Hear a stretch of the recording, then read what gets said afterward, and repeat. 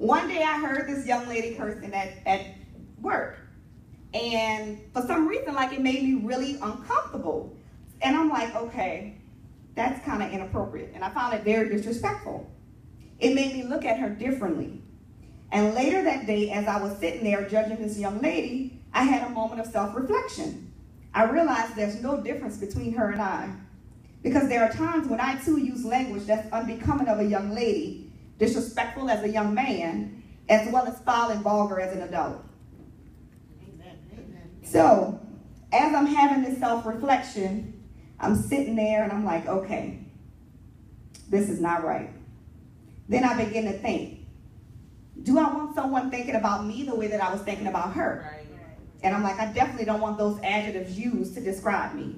That's not what I want. So, I begin to think even more and I'm like, that's not something I want for my children either. And I know I don't allow my children to curse. And if I found out that they ever did, there would be consequences. So I begin to think, okay, when my children leave, I always tell them they represent me. But I claim I'm a child of God and I'm representing him. But I'm not talking like I'm representing him. So I had a problem with that and I got real disappointed in myself, like instantly. It was one of those, like, I was being a hypocrite. And that's the last thing that I want to be. So it hit home. You know, when people are talking about, you know, practice what you preach, I wasn't doing that. I wasn't. And it hit me. It hit me like a ton of bricks. It really did. So, as I'm going on and I'm thinking, I'm like, okay, this is just not good. I have to work on this. I have to work on this. I'm not setting a good example at all. And then I realized that sometimes the only God some people is going to see is through me. And I'm not doing a good job of representing that. So you can't walk around as a child of God saying negative things about people, spreading rumors, saying stuff that you heard, being mean and cursing. It's just not, it's not good at all. And since I feel this way, I just have to always be mindful of what I'm doing. When my children leave the house, when we're going somewhere, before they get out the car, the last thing I say is, okay, use your manners, say please and thank you. When somebody talks to you, talk back to them, say hello, say goodbye. Because every time we go somewhere, and they've been hearing it for years, don't I tell y'all that all the time? And in doing that, I mean, it's, as a parent, like I always tell them when they leave, they represent me. I have the Bible, I read it, but when I leave the house, it's like I forget who I represent. And I want my children to represent me at all times, but I'm not doing a good job representing my father. So I'm really not living by example all the time. So I was really disappointed by that. I have this friend named Stephanie. I've never heard her curse, like never ever. And we've been friends like over 10 years. And I admire that. I've never spoken to her about church, but I see it in her. Like I just know it's there. We've never talked about it. We've never really said anything, but I can just tell that she's a good person. So she's raising her 2 children and they're growing up to be just like her and her husband. And as a parent, I know that who a child becomes is typically formed based off the examples that they're taught and shown at home. We parents, we want you guys to be loving, so we show you love. We want you to be compassionate, so we show you compassion. We must show respect to receive it. It's one of those things that we always have to teach. And like everything else, you just got to keep going that way. We can't expect our children to grow up and be a certain way if we're not doing it. You can't expect to be respected if you're not respecting others. You can't expect people not to talk about you every time you turn around you're talking about someone else. You just can't expect that. Wow. That's good. Luke 6:45 reads, A good man brings good things out of the good store up in his heart, and an evil man brings evil things out of the evil store up in his heart. For the mouth speaks what the heart is full of. yes. It's good. The mouth speaks what the heart is full of. Fusion, church on Sundays, this is why y'all have to keep coming. You have to fill yourself with positive things. You have to fill yourself up with positive thoughts. Right. You have to fill your mind and your heart with godly, positive information in order to speak in a way that's pleasing to God.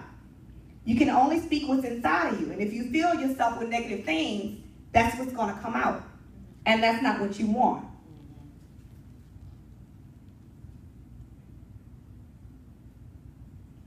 James 1:26 reads, Miss Teal? Those who consider themselves religious and yet do not keep a tight rein on their tongues deceive themselves, and their religion is worthless. Okay. All this work, coming to church, going to fusion, trying to do right, praising. If we do all this, and then we don't live right, we don't speak right, we're wasting our time. That's right. It's worth nothing. It's worth nothing at the end of the day. So, I read somewhere, I got another question before I go on. If someone was to ask you guys, what's your thoughts? What do they consist of? Like if a cloud was over your head that described your thoughts, what would it be? Basketball. Positive? Negative? Video games? Basketball. Basketball? Games not doing homework. Jailer?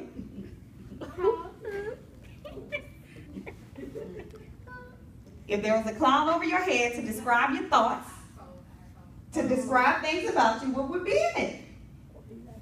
My phone. Your phone would be in it? Okay. My sermon Sunday. So do you guys think you're a positive or a negative friend?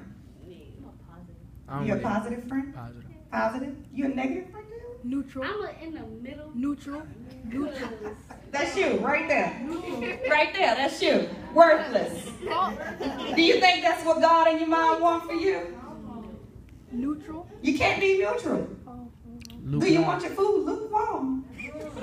When you take your bath, how you want your water? Cold or hot? Which one? Look, I always used to say, I know. Exactly. You don't want lukewarm. Who wants something lukewarm? You got to pick a side. Yeah. It's hard. Believe me, I know it's hard. I always say, I know the devil is fighting for me and God is fighting for me because I'm valuable on either side. And I know this about myself. I can make either one come up.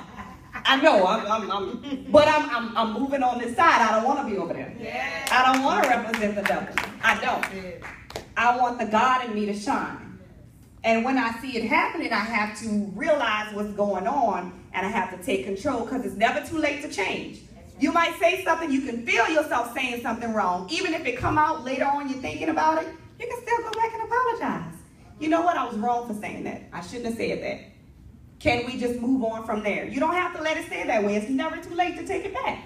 Once it's said, if you feel it, and if they don't accept it, that's on them. But you can clear your heart at any time. Yeah. Chop it up. Yeah. I read that it takes 21 days to break or form a habit. I would like for you guys to join me in learning to tame your tongue. Your thoughts, words, and actions are some of the hardest things to control. So in these 21 days, we are going to try to form some good habits that would help us glorify God, set good examples, and become better people. Here are some questions that can help us on this journey. How will I use my tongue to build up my friends, family, and strangers? So when you're doing this, you can remember one kind word can change somebody's entire day. Somebody might be having a bad day, you know, not feeling good about themselves, and you can see them, oh, your hair looks nice today. That can lift somebody's spirits. You got them fresh J's. Yeah, they have on fresh J's. Something positive that you can say to make them feel better. Instead of using the tongue to curse and condemn, use it for praises and blessings. Use it to speak things into existence. Use it to bring joy into others' life. How can I use my tongue to speak victory in my life?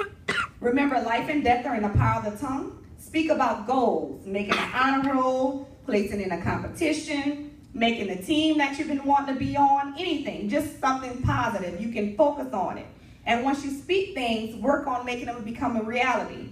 With hard work and dedication mixed with God's will for your life, it's no stopping you once you do that. If you put all that together, you can accomplish anything. And when I say anything, I do mean anything. Because if anyone would have told me I would be up here speaking, I wouldn't have believed them. I wouldn't have believed them at all. I'm like, no, I don't see it happening. So anything is possible when you put your mind to it and you pray and you let God use you. Amen. Awesome. That's it. Y'all have any questions? Y'all fine? No questions? Right.